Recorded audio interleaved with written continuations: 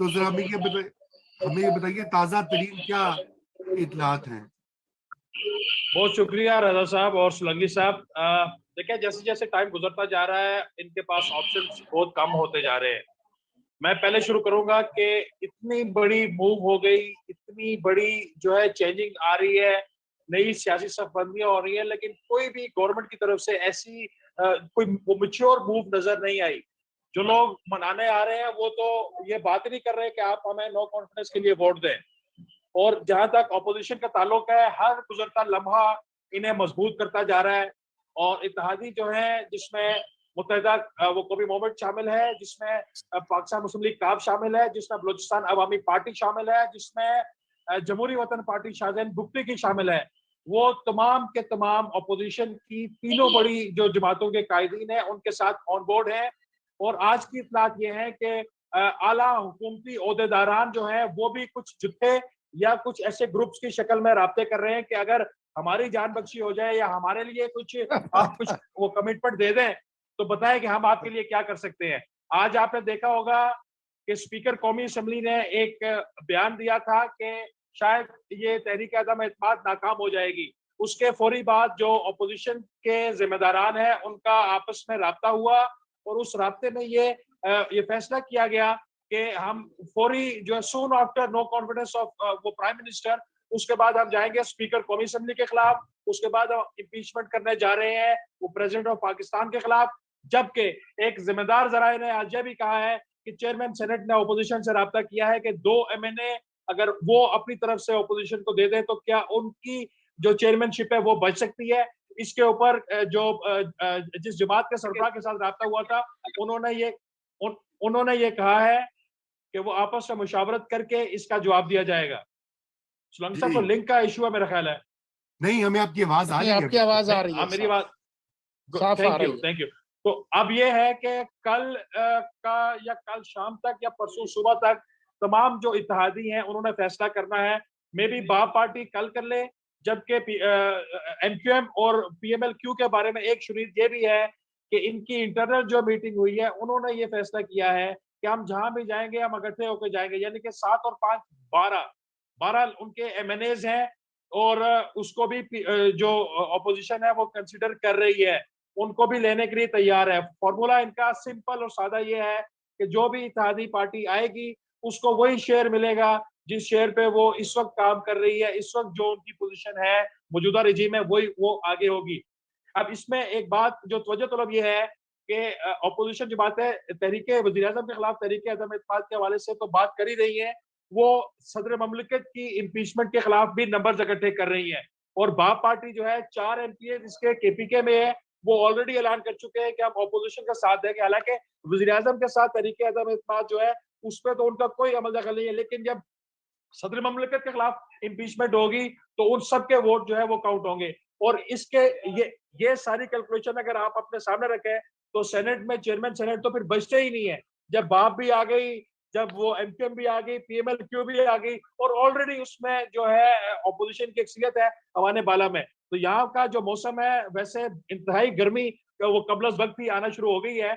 और आज हमारी पीपल्स पार्टी के मरकजी रहनुमा खुर्शीद शाह साहब जो हर चीज के बारे में ज्यादा बाखबर रहते हैं, हमारी बड़ी ऑफ द रिकॉर्ड भी ऑन द रिकॉर्ड भी उनसे बातें हुई और he is more than hopeful. उसने कहा जी कि मेरी जिंदगी में ऐसा लम्हा कभी नहीं आया कि हम ये तीसरी जो है नो कॉन्फिडेंस आ रही है पाकिस्तान की तारीख में। एक और ये वो कह रहे हैं कि लोग देखेंगे कि ये कामयाब होगी और वही लोग कामयाब करवा रहे हैं जो जो इस हाइब्रिड रेजीम को लेकर आए थे। जी बिल्कुल। अच्छा, ये तो बहुत बड़ा बयान है। इसी पे मुजम्मिल साहब से पूछते हैं कि जो लेकर आए थे वही करवा रहे हैं। जी मुजम्मिल साहब, आपका क्या सुनी आपने वकार की गुफ्तगू और नादिया ने आपको MQM की जो सारी तफसीलात हैं उनका भी जो शराइत और अंडरटेकिंग्स और गारंटीज का जिक्र किया। तो अच्छा ये रजा भाई, आप माजरत आपकी बात काट रहा हूँ। एक छोटी सी जो है ना मैं वो रह गई थी। हाँ MQM की जब इनिशियल बातचीत शुरू हुई थी उन्होंने कहा था कि हमें और सब कुछ के अलावा कराची की और हैदराबाद की मेयरशिप भी चाहिए, ये इतलात बाहर आई थी। लेकिन चेयरमैन पीपल्स पार्टी ने उसको जो है रिफ्यूज किया और उनके लिए ये है कि जो उनके मुतालबात हैं कि सिंध को पानी मिलना चाहिए, सिंध के वसाइल पे सिंधियों का हक है, वहां का वो मिलना चाहिए। लोकल बॉडीज के लिए जो मुतालबात MQM के हैं वो भी जायज है, पीपल्स पार्टी उनको भी ऑन कर रही है, और उनके लिए ये है कि अगर वो आते हैं तो उनको सेम जो कैबिनेट है उसमें भी शेयर मिलेगा, और जो ये वफाकी काबीना है उसमें भी शेयर मिलेगा। Thank you.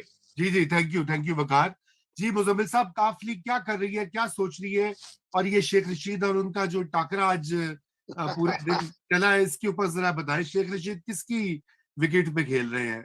हुकूमत के तो मुझे नहीं लग रहा नुमाइंदे हैं वो। देखिए, शेख रशीद साहब के बारे में मैं आपको एक बात बताऊं। जब मीर जफरुल्लाह जमाली वजीर आजम थे, तो चौधरी बरादरान ने अपने घर मीर जफरुल्लाह जमाली के खिलाफ बगावत करने के लिए इजलास बुलाया, जिसमें मुस्लिम लीग काफ ने अपने ही वजीर आजम के खिलाफ बगावत की और कहा कि इस वजीर आजम को हटाना चाहिए। तो शेख रशीद साहब ने कहा कि आप सारी पार्टी भी अगर जमाली के खिलाफ हो जाएं तो मैं जमाली के साथ आखिरी दिन तक खड़ा रहूंगा। और फिर वो जमाली साहब को, जो वो डेरा जमाली की ट्रेन पर अकेले बैठकर वापस डेरा मुराद जमाली गए थे वजीर आजम से हटकर, तो उस ट्रेन पर भी स्टेशन पर बिठाने आए थे, तो वो अकेले ही थे जो उन्हें बिठाने आए थे। तो अगर शेख रशीद साहब वो तारीख दोहराना चाहते हैं कि वो अकेले मियाँ वाली की ट्रेन पर इमरान खान को बिठाकर जाना चाहते हैं, तो ये शेख साहब का दूसरी दफा वो करेंगे। इससे पहले वो मीर जफरुल्लाह जमाली के साथ कर चुके हैं, और उसके बाद वो शौकत अजीज की काबीना में शामिल हो गए। मीर जफरुल्लाह जमाली को मेरे डेरा जमाली की ट्रेन पर बिठाकर वो शौकत अजीज की काबीना में शामिल हो गए थे। तो इमरान खान को मियां वखार अली की ट्रेन पर बिठाकर वो अगली ट्रेन में सवार हो जाएंगे। उनका पुराना ट्रैक रिकॉर्ड ऐसे ही है, और वो खुद भी कहते हैं वो गेट नंबर 4 की पैदावार है। तो जब तक उनकी वहां जरूरत होगी गेट नंबर 4 को, वो वहां रहेंगे, फिर आगे जरूरत होगी फिर आगे चले जाएंगे। तो आप शेख साहब पे ज्यादा परेशान ना हुआ करें। और दूसरी बात यह है कि शेख साहब ने ऐलान किया है कि मुस्लिम लीग काफ साथ छोड़ रही है। मतलब बजाय इसके कि ये ऐलान मुस्लिम लीग काफ करती, ये ऐलान तहरीक इंसाफ करती, शेख साहब को खबर ब्रेक करने का बहुत शौक है।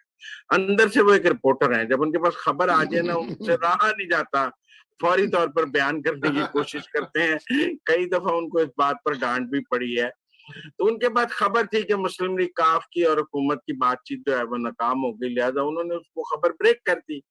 और वो ब्रेक करने का एक अंदाज था उनका कि जी वो चीफ मिनिस्ट्री मांग रहे हैं। बात तो उन्होंने गलत नहीं की है, ये बात भी उन्होंने गलत नहीं की है कि 5 सीटों पर चीफ मिनिस्ट्री मांग रहे हैं। हालांकि वो ये नहीं बता रहे कि एक सीट पर वो वजारत दाखिला लेकर बैठे हैं।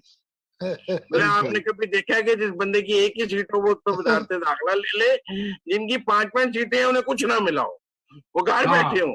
लेकिन शेख साहब 5 सीटों के साथ, एक सीट के साथ वजारत दाखिला लेकर हुकूमत चलाएं, और जिनकी 5-5 सीटें हैं वो कोई पानी का वजीर बन जाए, कोई हाउसिंग का बन जाए, और उनकी उन वजारतों में कुछ चले भी ना।